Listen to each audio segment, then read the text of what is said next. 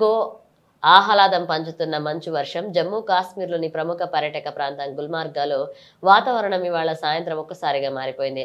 మధ్యాహ్నం బానుడి బగబగలతో మెరిసిన ప్రాంతం సాయంత్రానికి చల్లపడింది. ఒక్కసారిగా మంచు వర్షం మొదలై వాతావరణాన్ని ఆహ్లాదకరంగా మార్చింది.